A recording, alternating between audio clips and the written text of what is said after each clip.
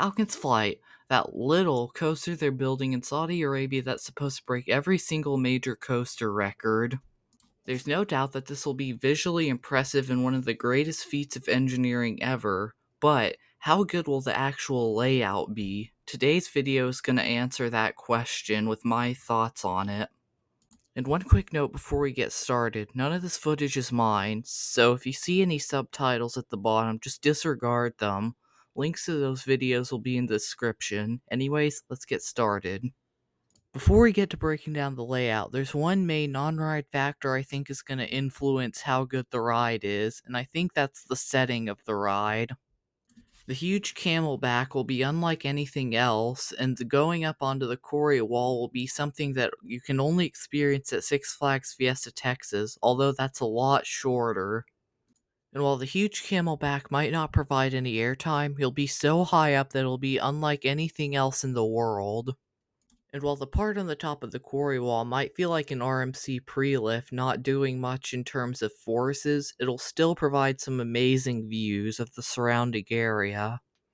But as for the actual layout, it starts off with a launched lift hill. This will probably either feel like the launch on Lightning Rod did, or it'll just feel like your average cable lift or high-speed chain lift. It appears to stall out at the top, basically confirming it's a launch, but also meaning there's probably going to be no airtime at the top of it. After that drop, it'll head into a few airtime hills, which will look like they will provide a mix of floater airtime, ejector airtime, and no airtime.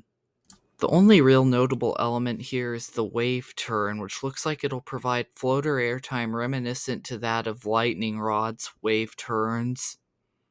Also, in the older animation, this is completely unrealistic. It has it going down way faster than gravity.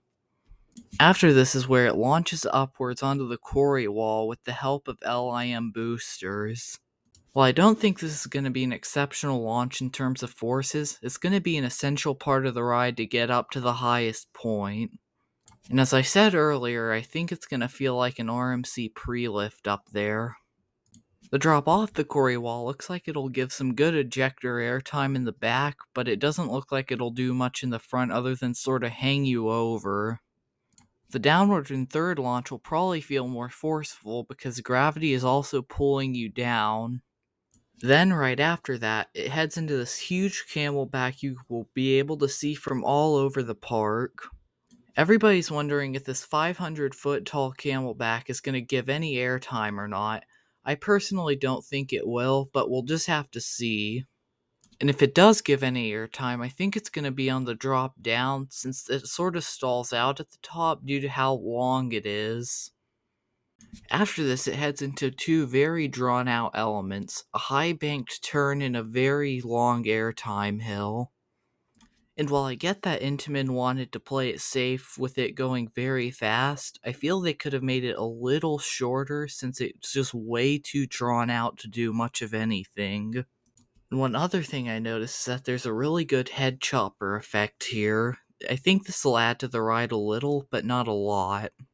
After that, it heads into a huge overbanked turn, then a speed hill, then sort of wanders its way back to the brakes. The speed hill looks like it could give some decent airtime, but it cuts away before we can truly see.